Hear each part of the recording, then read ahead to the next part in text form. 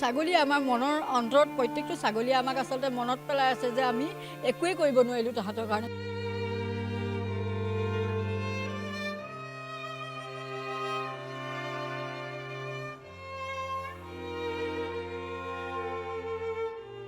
সদায় মোৰ লগত খেলা কৰে, পুখুৰীত গৈ পেলাই তাহাঁতক মই চাউল ধুবলৈ যাওঁতে তাহাঁতক মই খাবলৈ দিওঁ, কিন্তু সেই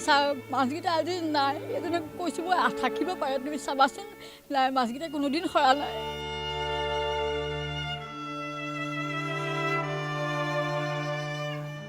আচলতে আমাৰ আশাবোৰ এই পলয়ংকৰী বানে মষিমূৰ কৰি থৈ গ'ল। আমাৰ বহুত আশা আছিল।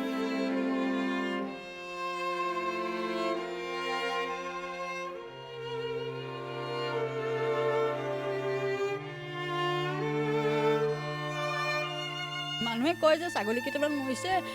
হাঁহ কুকুৰা মৰিছে, সেইটো এটা সাধাৰণ কথা, কিন্তু সেইবোৰ আমাৰ কাৰণে সাধাৰণ কথা নহয়।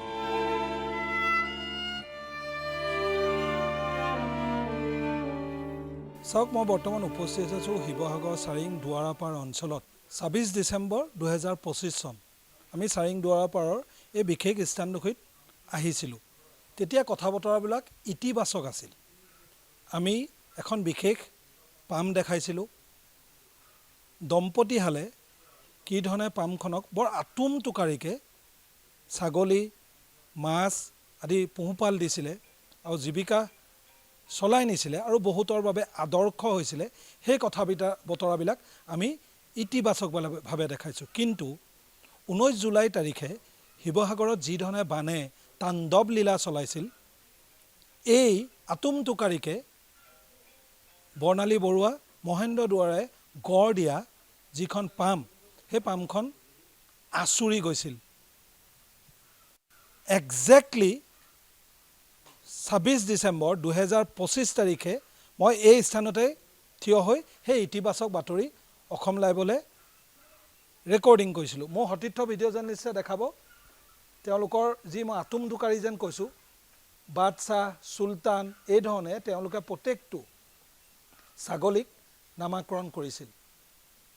কিন্তু এতিয়া সেই ইতিবাচক কথাবিলাক নাই। এতিয়া দুখ আছে আৰু কিছু নেতিবাচক কথা আছে। বৰ্ণালী বাই মোৰ লগত আছে। এটা সময়ৰ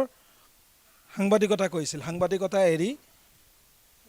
ছাগলী বা আপুনি নিয়োজিত কৰিলে, নিজক সমৰ্পণ কৰিলে বুলি ক'ব লাগিব। আপুনি যি ধৰণে কৰে, কি ধৰণে ধুই গৈছিল? আচলতে আমাৰ আশাবোৰ এই পলয়ংকৰী বানে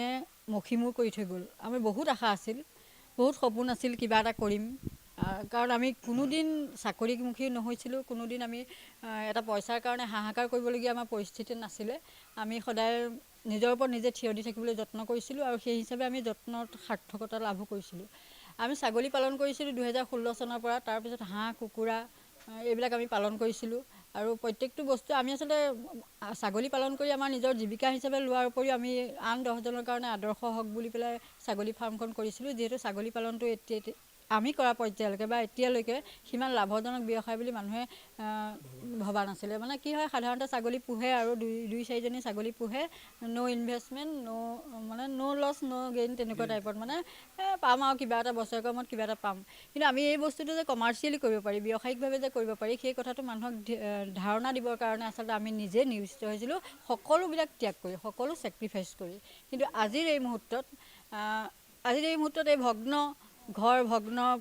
জেগা, এইবিলাকত থিয় হৈ পেলাই এটা কথা অনুভৱ কৰিছোঁ যে আমি যিখিনি আচলতে কৰি আহিছিলোঁ সেইখিনি হয়তো প্ৰকৃতিয়ে ভাল নাপালে, আৰু সেইকাৰণে কি হ'ল, প্ৰকৃতিৰ মানে নিষ্ঠুৰতাৰ বলি হৈ আমি আজি যথেষ্ট হতাশাত ভুগিছোঁ। আনকি টোপনিও আমাৰ নাইকিয়া হৈছে। যোৱা 17 জুলাইৰ পৰা আমি ভালকৈ শুব পৰা নাই, ভালকৈ খাব পৰা নাই। আমাৰ গোটেই পৰিৱেশটো ইমানেই ভয়ানক হৈ গৈছে যে আমাৰ প্ৰত্যেকটো ছাগলীয়ে আমাৰ মনৰ অন্তৰত যিহেতু সোমাই থকা প্ৰত্যেকটো ছাগলীয়ে আমাক আচলতে মনত পেলাই আছে যে আমি একোৱেই কৰিব নোৱাৰিলোঁ তাহাঁতৰ কাৰণে, তাহাঁতক বচাবৰ কাৰণে আমি একোৱেই কৰিব নোৱাৰিলোঁ। কিমানটা ছাগলী? আমাৰ প্ৰায় শতাধিক ছাগলী, 110টামান পোৱালিৰ সৈতে মৰিছে আমাৰ ইতিমধ্যে, আৰু এটা মুমূৰ্ষু অৱস্থাত আছে, আৰু বাকীখিনি ছাগলীৰ স্বাস্থ্য সিমান ভাল নহয়। মাছৰ ফিচাৰীটো টোটেলি গ'ল। আমাৰ বহুত মাছ আছিলে, প্ৰায় মই সংখ্যা হিচাপে ক'ব নোৱাৰোঁ, কিন্তু যথেষ্ট মাছ। আমি 3 বছৰৰ মাছ আছিলে, ডাঙৰ মাছটো এটাও নাই। আটাইতকৈ ডাঙৰ কথা, মোৰ মৰমৰ 19টা চিতল মাছ আছিলে। সেই চিতল মাছকেইটা মানে সদায় মোৰ লগত খেলা কৰে পুখুৰীত গৈ পেলাই তাহাঁতক মই চাউল ধুবলৈ যাওঁতে তাহাঁতক মই খাবলৈ দিওঁ কিন্তু সেই মাছকেইটা আজি নাই এজনে কৈছোঁ মই থাকিব পাৰে তুমি চাবাচোন নাই মাছকেইটা কোনোদিন সৰা নাই বিচাৰি গৈছেনে মাছকেইটা আচলতে সিহঁত নাই নাই কাৰণ চিতল মাছে সাৰে দিনটোৰ ভিতৰত এবাৰ হ'লেও সাৰে মই প্ৰায়ে চাইছোঁ তাহাঁতি নাই সৰা নাই আপুনি ছাগলী এটা বুকুত লৈ দৌৰিছিলে সেই কাহিনীটো কি আছে ছাগলী তাৰমানে কি হ'ল ছাগলীটো মাক মৰিলে সৰুতেই আৰু মাক মৰিলে ছাগলীটো পোৱালিটো মই সৰুৰ পৰা দুগদানীয়ে গাখীৰ খুৱাই পেলাই তাক তুলিলোঁ আৰু অকণমান জন্মোৱা হ'ল আৰু সি ঘাঁহ চাহ খাব পৰা হৈছে সি মানে পানীত কি হ'ল যিমান দূৰ সম্ভৱ সি মানে জঁপিয়াই দিলে নেকি পানী বেছি হোৱাৰ কাৰণে জঁপিয়াই দি পেলাই সি গঁৰালৰ পৰা পৰি মানে তলত পানীত পৰি আছিলে এইজন চাবলৈ আহিছিলে আমি আহি থাকোঁতো নেশ্যনেল হাইৱেৰ পৰা কিমান পানী কমিছে কি হৈছে চাবলৈ আহোঁতে গঁৰালৰ তলত ছাগলী পোৱালিটো পালে নহয় মৰিলে বুলি ভাবিছিলে কিন্তু লৈ গৈ পেলাই মই ক'লোঁ যে ইয়াক মই লৈ যাওঁ আৰু কাপোৰ কানিয়ে বান্ধি মই তাক নেশ্যনেল হাইৱেলৈ লৈ গ'লোঁ আমি যিহেতু তাত আছিলোঁ